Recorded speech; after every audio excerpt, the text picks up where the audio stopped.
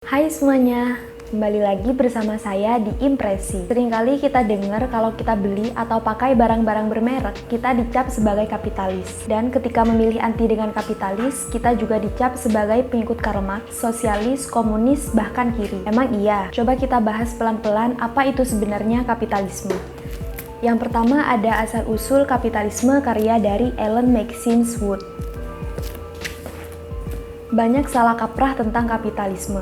Salah satunya dianggap sebagai sistem politik ekonomi yang lahir dari keniscayaan sejarah, seperti model revolusi industri. Model ini memandang bahwa kapitalisme muncul dari berkembangnya teknologi pada saat revolusi industri di Inggris yang menyebabkan tenaga kerja diserap oleh industrialisasi. Nah, akibat dari salah kaprah ini, banyak yang percaya bahwa mustahil menjadi anti-kapitalis jika kita masih memiliki barang-barang industri atau bekerja di industri itu sendiri. Menurut buku ini, kapitalisme identik dengan karakter hubungan sosial yang bersifat memaksa semua pelaku untuk ketergantungan pada pasar. Jadi, kekayaan pribadi tidak serta-merta dapat disebut dengan kapital, karena kapital adalah suatu hubungan sosial yang spesifik. Oleh sebab itu, Wood mengatakan berapapun banyaknya modal yang dimiliki, tidak bisa disebut dengan kapitalisme. Ia membutuhkan perubahan hubungan sosial yang menghidupkan daya gerak kapitalisme itu sendiri, seperti paksaan persaingan, maksimalisasi profit, produktivitas tenaga kerja, dan keharusan untuk menginvestasikan laba. Penggerak lain dari kapitalisme yang tak kalah penting adalah nilai lebih. Bahasan ini bisa kalian temukan di tesis-tesis pokok Marxisme. Di buku ini nilai lebih dicontohkan dengan pekerja pabrik harian yang setelah bekerja sekian jam sudah menghasilkan nilai lebih yang setara dengan upah harian mereka. Lalu jika buruh berhenti bekerja, maka kapitalisme tidak mendapatkan nilai lebih.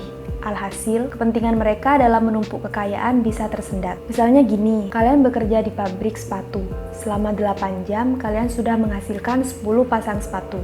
Dan satu pasang sepatu dijual dengan harga 1 juta. Jadi total ada 10 juta. Itu sehari. Sementara biaya produksinya yang mencakup bahan material, gaji kalian, dan kebutuhan perusahaan lainnya hanya 350.000 setiap sepatunya. Oke lah, diambil pemilik modal 100.000 misalnya. Jadi ada selisih antara biaya 450.000 dan nilai lain yang jumlahnya 550.000. Selisih ini yang dimaksudkan dengan nilai lebih, dan itu masuk ke kantong para kapitalis. Itu kalau satu sepatu ya, gimana coba kalau 10, 20, atau bahkan 100 sepatu.